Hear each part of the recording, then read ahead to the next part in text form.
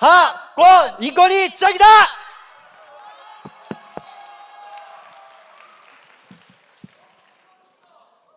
안녕하십니까. 저희는 천안학생회연합회 인권분과 학권의 발표를 맡은 박상민, 엄윤주입니다. 지금부터 발표를 시작하겠습니다. 목차입니다. 먼저 인권이란 무엇인지 간략하게 설명드린 후 문제 인식, 상황 및 현황, 제안 내용, 기대 내용, 향후 활동 계획 순으로 말씀드리겠습니다. 인권이란 무엇일까요? 상민 씨는 인권이 무엇이라 생각하시나요? 저는 인권이 태어날 때부터 여기 있는 모든 사람들 가지고 있는 것이라고 생각을 합니다. 맞아요. 인권이란 인간으로서 당연히 가지는 기본적 권리로 사람이 개인 또는 나라의 구성원으로서 마땅히 누리고 행사하는 기본적인 자유와 권리를 말합니다. 그렇군요. 여러분은 그럼 인권하면 무엇이 떠오르시나요? 장애인, 노약자, 임산부 혹은 가정환경이나 학생 인권, 교권 등 다양한 인권이 존재하는데요. 저희는 그 중에서도 가장 많은 사람이 이해하고 공감할 수 있는 주제가 무엇일까 생각해 보았습니다. 윤주 씨는 어떤 주제가 가장 공감되세요? 저는 아무래도 학생 인권이라고 생각해 왔는데 요즘에는 선생님들께도 공감이 많이 되더라고요. 맞아요. 그래서 저희도 오늘 주제를 교권 침해로 정했는데요. 저희가 사전에 주변에서 가장 많이 접한 인권 침해 기사가 무엇인지에 대한 설문을 진행했더니 그 결과 학교 폭력이 102표, 교권 침해가 130표, 기타가 12표로 교권 침해가 가장 많은 것을 확인할 수 있었습니다. 여기 계신 여러분도 교권 침해 기사를 많이 접해보셨을 거라 생각되는데요. 최근에도 수업 중 교단에 들어누워 여교사를 촬영하는 영상이 틱톡에 올라와 화제가 되었었죠. 이처럼 수업 중 휴대폰 사용이나 여교사 성희롱 등의 문제도 많이 발생하고 있고, 이외에도 학부모의 교사 폭행이나 교사를 향한 폭언과 욕설 관련한 기사도 빈번하게 찾아볼 수 있었습니다. 그렇다면 교권 침해의 원인은 무엇일까요? 저희는 총 3가지로 그 원인을 좁혀보았습니다. 첫째로 SNS의 발달입니다. SNS가 발달함으로써 다양한 정보들이 무분별하고 빠르게 확산되다 보니 호기심 많은 청소년기의 학생들이 정보를 거르지 않고 접해 어느 것이 옳고 그른지 판단하기에 무리가 있다는 점입니다. 또한 부모님들 간의 소통의 장이 활발해져 간혹 교사에 대해 왜곡되고 와전된 정보들은 교사를 향한 폭언과 폭행으로 이어졌습니다. 둘째는 학생 인권 상승입니다. 학생의 인권이 상승했다는 것은 분명 긍정적인 부분이기도 하지만 형사 책임 능력이 없는 나이인 촉법소년을 악용하는 사례가 눈에 띄게 늘어나고 있습니다. 셋째는 상벌점 제도 폐지입니다. 학생 인권 보호를 이유로 상벌점 제도가 폐지되기 시작하면서 규칙 위반을 제지할 만한 방법이 사라져 교권은 하락하고 수업 태도 불량 등은 다른 학생의 인권 침해까지 이르는 상황입니다. 그렇군요. 그래서 저희는 오늘 정책 제안에 앞서 학생들을 대상으로 가장 필요하다고 생각하는 교칙이 무엇인지 설문조사를 진행했습니다. 결과가 어떻게 나왔죠? 같이 알아볼까요? 그 결과 34.8%로 수업태도 관련 규정이 가장 필요하다고 답했고 벌점 제도가 16.8%, 복장 규정이 12.3%, 그 뒤로 휴대폰 제출 및 가벼운 체벌과 메이크업, 두발 규정이 있었습니다. 체벌도 꽤나 많은 학생들이 투표했네요. 예상의 결과죠? 요즘 말 안 듣는 학생이 많은가 봐요. 그러게나 말이에요. 이처럼 수업 태도나 벌점 제도는 학생들이 느끼기에도 필요한 제도라는 것을 알 수 있었습니다. 그렇다면 이러한 교권 침해는 현재 어떻게 대응되고 있을까요? 충남에서는 교권보호센터를 운영하며 상담 전화, 교원 배상 책임보험, 무료 용격 심리검사 등을 시행하고 있었고 이 외에 치료비 지원, 치유 지원 캠프 등도 진행하는 것을 확인할 수 있었습니다. 하지만 대부분이 침해 후 보상에 대한 내용이었고 이로써 예방 차원의 규정이 부족하다는 것을 알 수 있었습니다. 따라서 저희가 제안하고자 하는 내용은 교권 침해에 대해 예방책이 필요하다는 것입니다. 확실히 예방 제도가 부족해 보이긴 하네요. 그래서 첫째, 상벌점 제도 시행입니다. 상벌점 제도 폐지로 인해 교사가 학생을 통제할 수 있는 방법이 현저히 줄어들어 면학 분위기 조성에 방해가 되고 같이 수업을 듣는 학생들도 그것을 느껴 상벌점 제도가 필요하다고 생각하기에 상벌점 제도가 다시 시행되기를 바랍니다. 두 번째, 학생 대상 교내 인권 인식 개선 프로그램입니다. 이 또한 보상이 아닌 예방의 목적을 둔 것으로 단순히 보편적인 시청각 자료나 강의를 활용한 것이 아닌 학생들의 흥미를 유발하고 교사에게 직접적으로 공감할 수 있는 프로그램을 시행하는 것입니다. 요즘 대중화되고 있는 메타버스를 활용해 인권 관련 게임을 진행한다던가 교사의 입장에서 학교생활 체험해보기, 또는 교권 관련 베이비 웹툰이 참교육, 가상체험하기 등의 캠페인을 지속적으로 시행한다면 많은 학생들이 공감하지 못했던 부분에 대해서 감정적으로나마 공감하고 장기적으로 봤을 때 인식이 뚜렷해져 장기적으로 봤을 때 교내 인권 침해 예방에 긍정적인 효과를 낼 것입니다. 요즘 메타버스가 유행이던데 너무 재밌을 것 같은데요? 그쵸? 그럼 상민 씨 기대 효과를 알려주시겠어요? 네, 이에 따른 기대 효과는 먼저 교사의 인권이 상승하고 면학 분위기가 조성됨에 따라 수업의 질이 향상할 것입니다. 그리고 프로그램으로 교사와 학생 간의 공감대가 형성되고 유대감이 생기는 것입니다. 네, 그럼 마지막으로 향후 활동 계획입니다. 저희는 이 이후에도 국민제안 청원을 통해 저희의 목소리를 내고 교내 인권 향상에 힘쓸 것입니다. 또한 저희 공식 SNS를 활용해 인권 관련 정보와 카드뉴스 등을 공유하며 지속적으로 인식 개선을 위해 노력할 것이고 학교 간의 교류를 통해서도 교내 인권 인식을 개선하도록 노력하겠습니다. 앞에 보이시는 QR코드는 저희 학권과 연결되는 코드입니다. 지금 한 번씩 접속하셔서 팔로우해 주시면 감사하겠습니다. 그럼 지금까지 학권의 발표를 맡은 박상민, 엄윤주였습니다. 감사합니다. 감사합니다.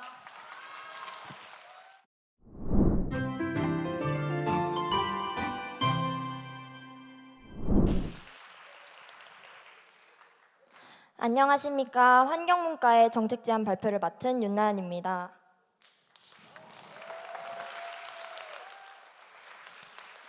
지난번 환경부에서 운영한 환경주간의 진행은 몇 가지의 문제점이 있습니다. 이에 대한 문제점을 바탕으로 저희의 정책 제안을 소개해드리려 합니다. 먼저 환경부는 지난 2022년 6월 5일부터 11일까지 북콘서트, 기념식 등 탄소 중립을 위한 다양한 행사를 운영하였습니다. 천안시 태조산 청소년 수련관에서는 서여중학교와 신방초등학교를 방문하여 환경교육을 실시하였고, 청수구에서도 탄소 중립 실천 환경교육 주간을 운영하여 환경행사를 진행하였습니다. 취지는 좋지만 일부 학교에서만 진행된 점, 지속적으로 진행되지 못한 점, 학생들의 일상생활에 파고들지 못한 점에서 행사 이후에도 지속적인 효과가 있을지는 미지수입니다. 심지어 환경문과 학생들조차도 그러한 교육 주간이 있었는지를 인식하지 못하였습니다. 또한 위 캠페인은 특정날 하루, 길어야 이틀간 시행되어 학생들에게 단순한 이벤트 이상이 될 수 있을지 의문입니다. 학생들이 평소 생활하는 공간과 일상적 시간에 지속적인 캠페인으로 녹아든다면 환경주간이 끝난 후에도 일상 속에서 지속될 것입니다. 즉, 지난 환경주간은 천안시 청소년들이 환경 문제를 배우고 실천하기에는 미흡했습니다. 이를 해결하기 위해 지금부터 저희 환경문과가 제안하는 환경주간에 대해 발표하겠습니다. 환경주간은 일주일 중 총 3회를 진행합니다. 먼저 1일차 활동입니다. 1일차는 N행시 행사가 진행됩니다. 학생들이 직접 환경이라는 키워드로 N행시를 작성하여 용지함에 모아 학생회에서 학년별 1, 2, 3위를 선정합니다. 그리고 물티슈와 달리 환경보호를 돕는 손수건을 제공합니다. 종이의 앞면은 N행시의 단어가 적혀 있지만 뒷창은 학생들이 실생활에서 실천하는 환경보호 방법을 기재하였습니다. 단순히 분리수거, 나무 심기처럼 식상한 보호 방법이 아닌 매일함에 매일 비우기 등 학생들이 할 수 있는 방법을 적어둔다면 일상생활에서 실천하는 환경보호 방법이 될 것입니다. 학생들이 자발적으로 즐겁게 참여하여 환경 문제를 생각해보는 활동은 환경에 대한 관심을 갖기에 충분할 것입니다. 그 다음 2일차 활동인 끝말잇기입니다. 환경으로 시작해서 환경으로 끝나는 8칸 끝말잇기를 친구들과 함께 작성하면서 재미와 함께 환경이라는 단어를 다시 한번 생각해보는 기회가 됩니다. 학생들에게 먹는 빨대를 제공함으로써 환경에 대한 관심과 호기심을 더욱 높일 수 있을 것입니다. 3일차 활동은 전기 없는 날입니다. 각 교실을 1시간씩 소등하여 지구온난화의 문제를 한 번 더 일깨워주는 프로젝트입니다. 평소에는 학생들이 학업으로 인하여 문제를 잘 인지하지 못합니다. 따라서 일상이 정지되는 경험만으로도 환경 문제에 대한 경각심을 갖기 충분하다고 생각합니다. 또한 많은 학생들이 동참하여 대기 전력을 줄이는 습관만 들여도 환경 보호에 큰 도움이 된다고 합니다. 교실을 소등하는 동안에는 밤마다 환경 보호 그림이 그려진 그림 퍼즐을 만드는 활동을 진행하여 자신의 반을 제외한 퍼즐 작품을 투표하여 1등학급에게 환경보호 품목인 텀블러를 제공하는 방식입니다. 저희 환경문과에서 이러한 정책을 추진한 이유는 크게 두 가지를 뽑을 수 있습니다. 하나는 홍보 효과를 위한 것, 다른 하나는 재밌고 유익한 활동들을 통한 인식 개선입니다. 여러 학교에서는 환경을 위한 다양한 교육을 실시합니다. 하지만 대부분 환경교육을 동영상으로 끝내버리는 형식으로 사실상 학생들이 환경에 대한 경각심을 갖기 어렵습니다. 그러므로 저희는 학생들이 직접 참여하여 더욱 적극적으로 관심을 가질 수 있는 행사들을 기획한 것입니다. 환경교육 주간을 계속 실시하였을 때 나타나는 기대 효과를 말씀해 드리도록 하겠습니다. 첫째, 학생들은 체험 형식의 교육을 통해 직접 환경 문제를 인식하게 됩니다. 이러한 긍정적 자극은 환경에 대한 무관심을 해소하고 이후에도 일상의 사소한 지점들 속에서 환경 문제를 인식하는 계기가 될 것입니다. 둘째, 학생들은 미래를 바라보는 시야의 폭이 넓어질 것입니다. 환경 문제는 여전히 현재 진행형입니다.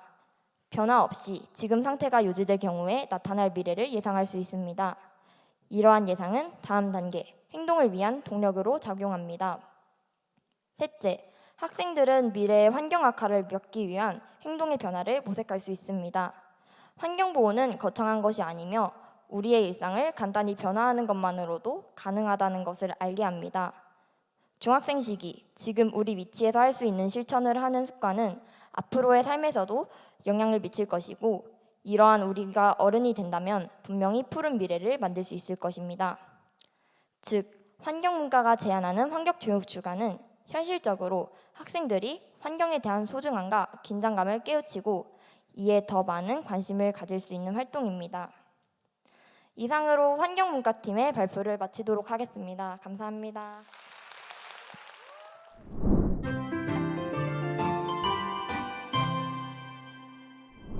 안녕하세요. 천안시 학생연합회 안전분과 분과장 김효린입니다.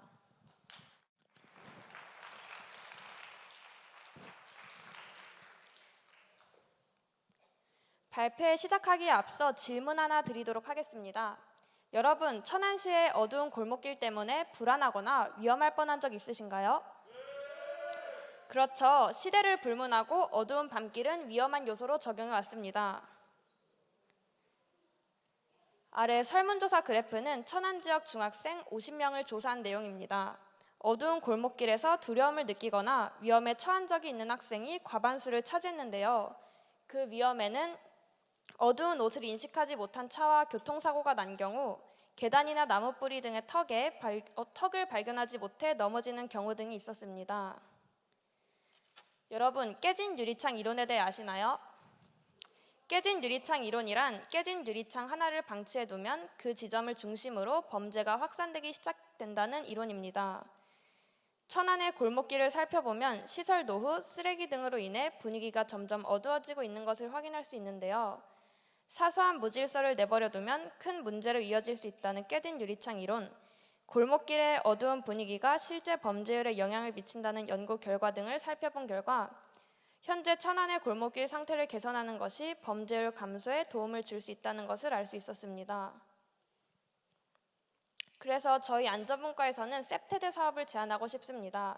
셉테드 사업이란 주변 환경을 범죄가 발생하기 어려운 구조로 설계함으로써 범죄 기회를 차단하고 주민들의 범죄에 대한 두려움을 감소시키는 범죄 예방 전략입니다.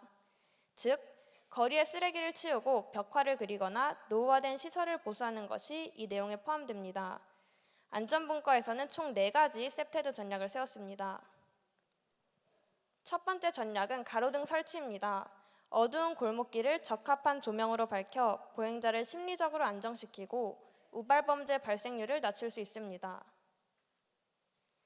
두 번째는 특수 조명 설치입니다. 그림자 조명, 바닥 LED 조명 장치 등을 이용해 안전 사각지대를 보완하고 안전수칙 안내, 신호등 확인 등의 추가적 기능을 할 예정입니다. 세 번째로는 벽화 및 바닥재 보수를 야광 소재 또는 반사율이 높은 소재 등을 이용해 시행하는 방법이 있습니다. 거리 환경을 깨끗이 하여 깨진 유리창 효과를 억제하며 조명의 빛이 미치지 못하는 사각지대를 채워주는 역할을 할 것으로 기대됩니다. 마지막 정책은 안심기가 스카우트제 시행입니다. 아무리 환경을 개선해도 인적이 드문 밤거리는 위험할 수밖에 없는데요. 이를 해결하기 위해 밤거리를 직접 순찰하고 도움을 줄 수 있는 안심기가 스카우트제를 떠올려 보았습니다. 그럼 마지막으로 안전분과의 향후 활동 계획에 대해 말씀드리겠습니다. 셉테드 사업을 통한 거리 환경 개선은 사업이 필요한 골목길을 찾는 것부터 시작되는데요. 그 방법으로는 온라인 거리뷰 등을 이용해 어두운 골목길을 찾는 방법, 주민들에게 직접 물어보아 셉테드 사업이 필요한 골목길을 조사하는 방법, 천안의 골목길 조사 자료를 검색해보는 방법 등이 있었습니다. 아래 QR코드에 지금 접속해주시면 천안의 골목길에 대한 설문조사 폼이 연결됩니다. 지금 많은 참여 부탁드리도록 하겠습니다. 두 번째는 각 골목의 문제점을 파악하고 올바른 조치를 취하는 것입니다. 시야 확보가 어려운 골목길에는 가로등 설치를, 가로수 등의 빛이 가려 어두운 골목길에는 바닥등 및 야광 소재를 이용한 시공을, 골목이 지저분해 분위기가 어두운 골목은 페인트 및 바닥재 재설비를 통해 분위기를 전환하고 안전 문제를 해결할 수 있습니다. 안전분과에서는 이를 토대로 셉테드 사업을 추진할 예정입니다.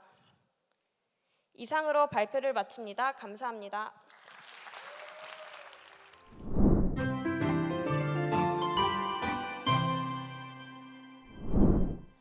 안녕하세요. 저는 교육부과 발표를 맡게 된 천안 부성중학교 천예원입니다.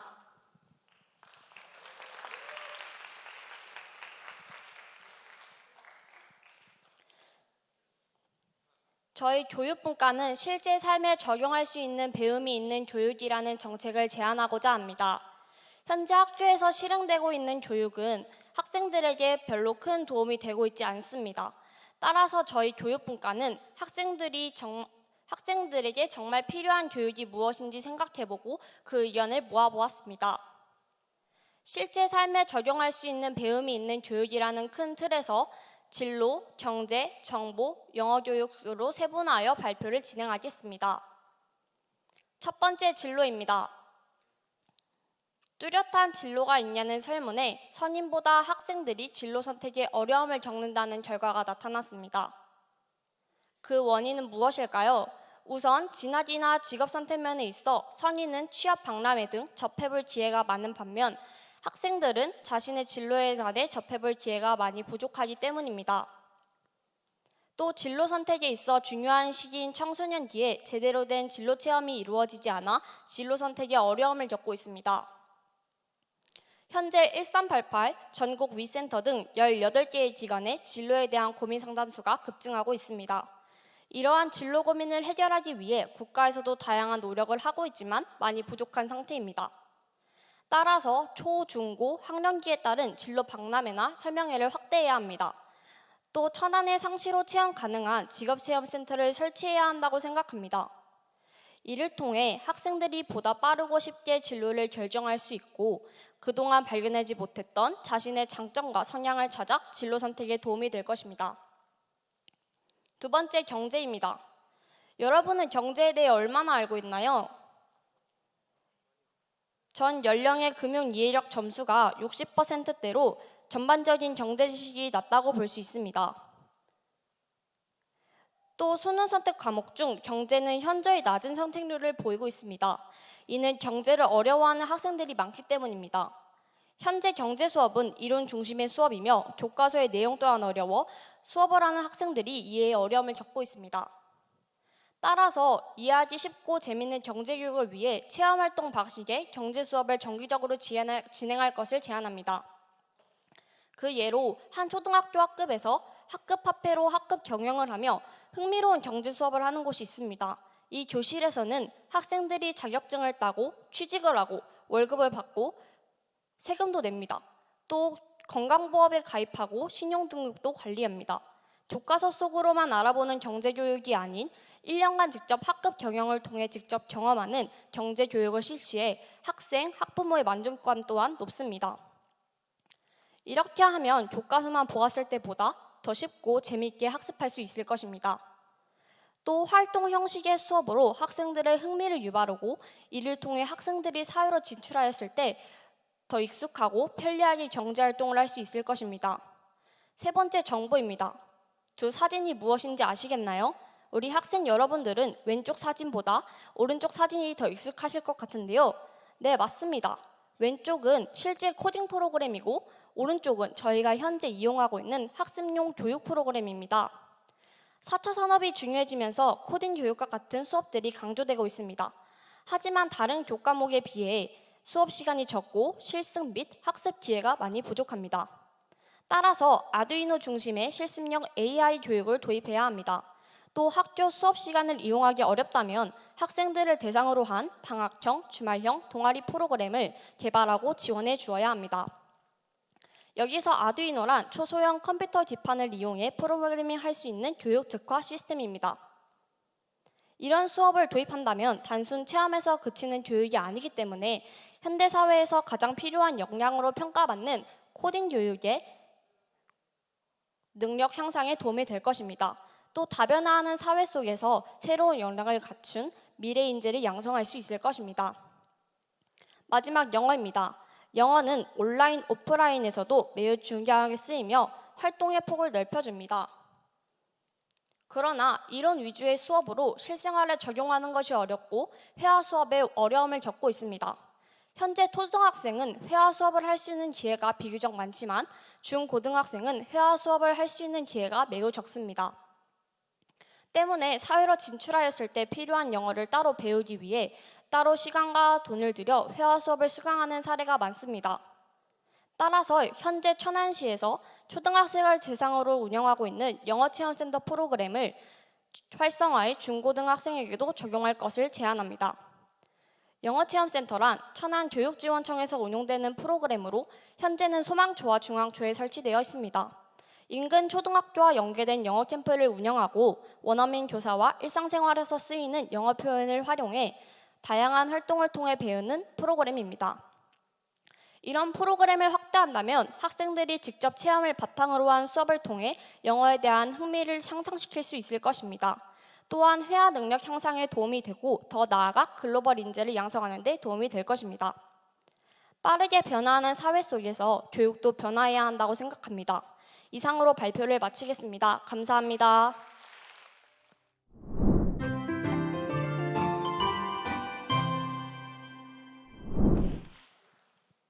안녕하세요. 저는 천안시 학생회 연합회 여가문화분과의 정책 제안 발표를 맡게 된 함다은입니다.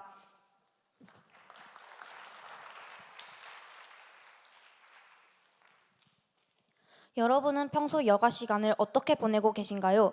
앞에 있는 이 예시들처럼 영화, 운동, 게임 등 우리는 각자가 좋아하는 활동이 있습니다.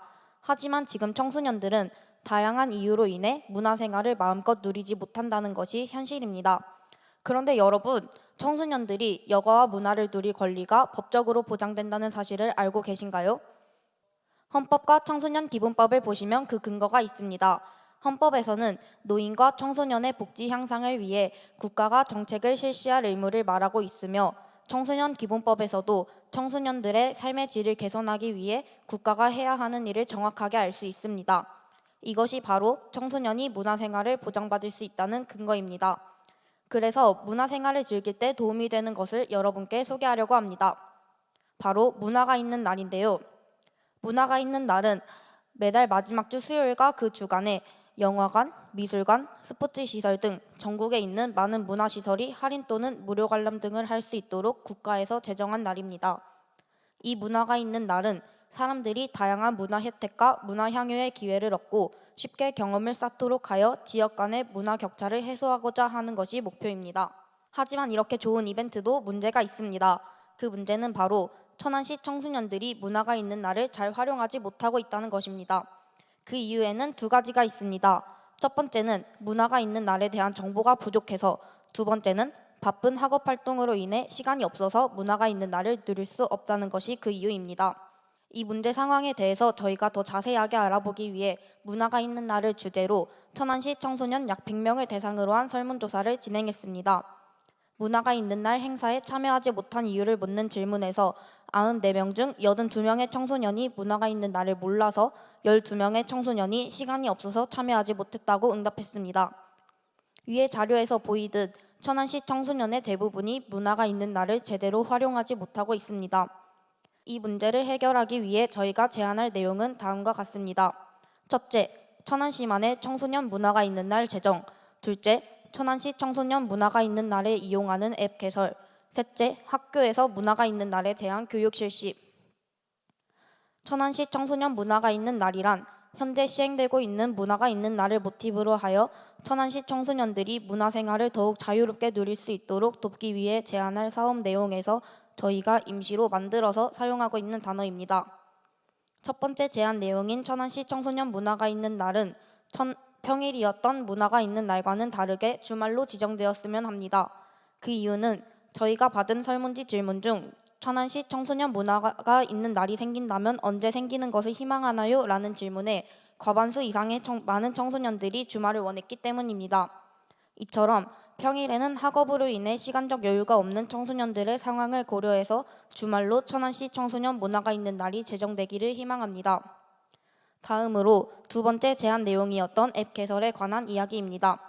PPT를 보시다시피 천안시 청소년들이 평소에 하고 싶었지만 자주 하지 못했던 활동들로는 방탈출 카페, 영화, 공방체험, 전시회, 뮤지컬 등 다양한 답변이 있었습니다. 그리고 하지 못했던 이유로는 부족한 시간, 비싼 가격, 장소의 부족 등이 있었습니다. 저희는 앱 운영을 통해 이러한 문제를 조금이나마 해결해 보고자 합니다. 그 예시로 소속이라는 앱을 소개해 드리겠습니다.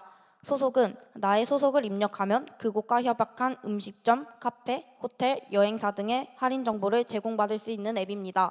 또한 현재 많은 대학교들이 이 소속이라는 앱을 통해 학생들에게 편의를 제공하고 있습니다. 천안시 청소년 문화가 있는 날에 활용할 앱의 예시로 소속 앱 실제 화면을 보여드리겠습니다. 먼저 첫 번째 사진을 보시면 나의 소속과 이름, 혜택을 받을 수 있는 장소의 목록이 나타납니다.